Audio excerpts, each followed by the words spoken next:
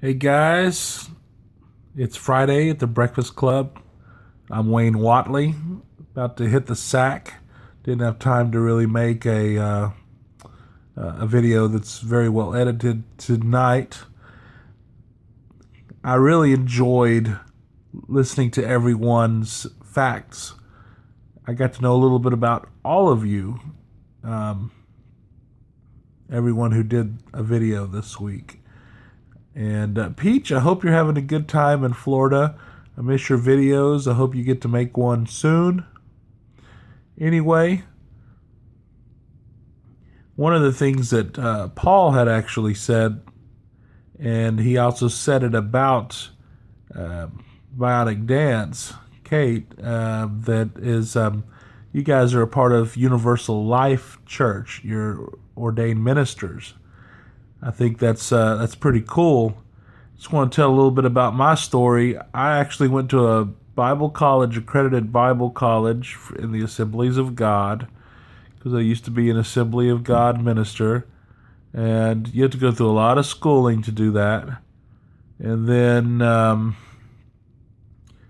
when I left the Assemblies of God, I went and became ordained with a non-denominational group called, what were they called? Some Word of Faith group that Kenneth Copeland's in.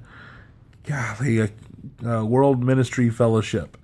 I did that, and then once I just totally left Christianity, I moved my ordination over to Universal Life.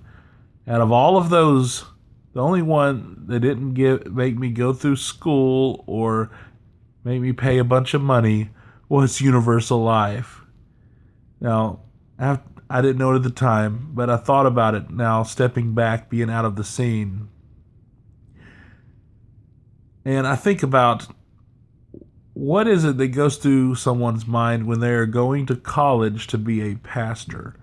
When you don't have to go to college to be a pastor just basically means to be like a father of the church or whatever, like an overseer.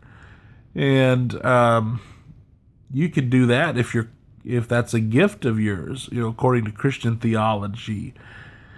But I know that people's motives are pure most of the time. They really want to make a difference, but we're brainwashed into thinking you have to do these things. You have to go to school, to seminary, which I now call cemetery.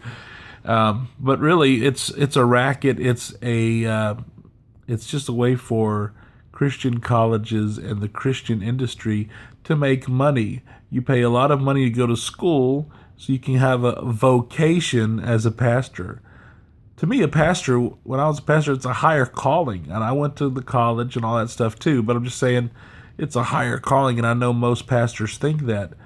But to make a career out of it, after a while, I just couldn't do that anymore. And so after having to pay all these dues, not only do you go to school and you get ordained, but you have to pay monthly dues or annual dues, or it depends on the denomination. But the ones I've been involved with, you always had to pay these dues in order to be a part of these groups. And then I go to Universal Life, which basically is for religious freedom, and they don't really care what religion you are. The reason why I even kept my ordination was because I love doing weddings. I do weddings quite regularly, actually, and it's good to be ordained when you're doing weddings, at least on the books. I've done a lot of weddings, so I've even done. I did my first gay wedding a few months ago. It was interesting. One of the groomsmen came down the aisle in a dress and a wig, and the other one came down wearing his tux. So it was cool. Whatever, I don't care. At one time I would have, and at one time any of the other groups I was ordained under, I would have been defrocked doing that type of wedding. So I just think that I guess the whole point of this video, I'll just get to the point because I'm tired and I'm just kind of wrap it up, is um, if you're called to be a man of the cloth or a priest or a preacher or something like that, just do it. Forget the institutions. Forget the schooling. What is the schooling going to teach you about being a pastor? You're going to learn the Bible. You're going to learn leadership skills. Being a pastor is not really about having to even know the Bible. It's really not. That if you want to be a Bible teacher, you should go to college and learn the Bible. Being a pastor is not. It's more about. It's supposed to be more about knowing how to care for the flock. You can be an uneducated man and do that. I know this is not very orthodox Christian thought nowadays. We've all been duped. Those that are Christians been duped into buying into this big Christian industry. One of the things that gets to me is Christian bookstores, Christian movies, Christian music. I used to be a part of this. It's like almost a given demographic, a money grab. But it's just a scam. Most of these people are doing it for the money. And I don't think most preachers are, but I believe that most ordination mills are all about the money.